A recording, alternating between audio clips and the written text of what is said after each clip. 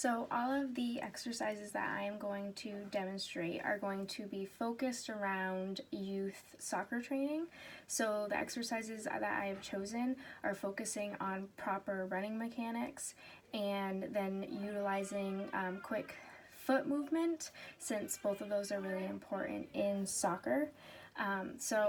Since it is youth training that I'm focusing on, you can probably assume that they would be starting off in the stabilization phase.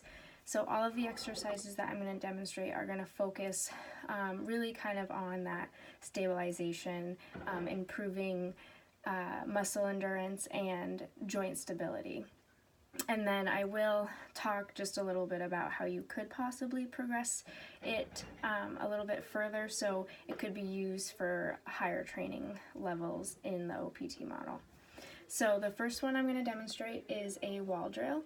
So the wall drill is really meant to teach someone how to properly perform those running or sprinting mechanics. And so I'm just going to show you how to properly demonstrate the movement that you would be performing at a slow pace, as if you would working with someone who is really just needing to make sure that joint stability is going to improve. So you're going to set up next to a wall, and so the nice thing about this is that it can teach them the proper mechanics without them having to move their entire body, so they have a little bit more support, which can reduce that risk of injury.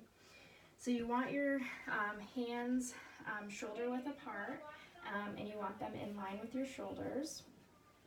And then from here, you're going to step back until your body is at about a 45-degree angle, and you want your feet hip width apart, because that is how you run.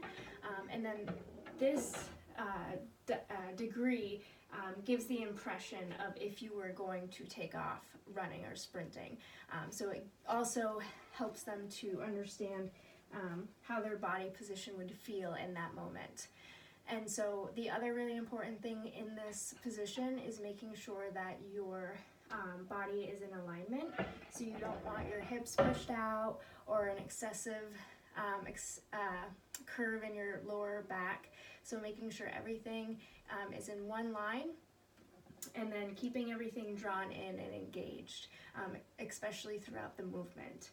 So from here, you're going to take one of your legs and you're going to bring it forward towards your chest, and you're going to hold it for 2 to 3 seconds, making sure that you're keeping your thigh parallel to the ground, and then your ankle is flexed toward your shin. From there, you're going to draw it back down to the ground, and then you would do it with the opposite leg. So I'll demonstrate the movement now.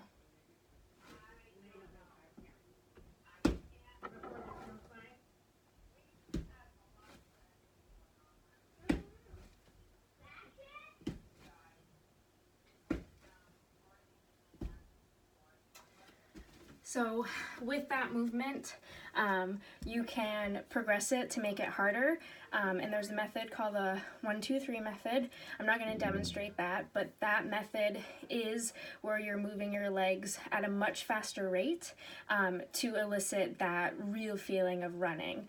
And then once they've kind of mastered that part of the wall drill, they can start doing harder exercises such as sprinting from one cone to another, sprinting, telling them to go one direction or the other direction, making them stop while they're moving. So once they've really mastered those proper mechanics and they show that they do have joint stability and improved muscle endurance, you can start moving them away from those stabilization exercises and performing some of those strength or power movements.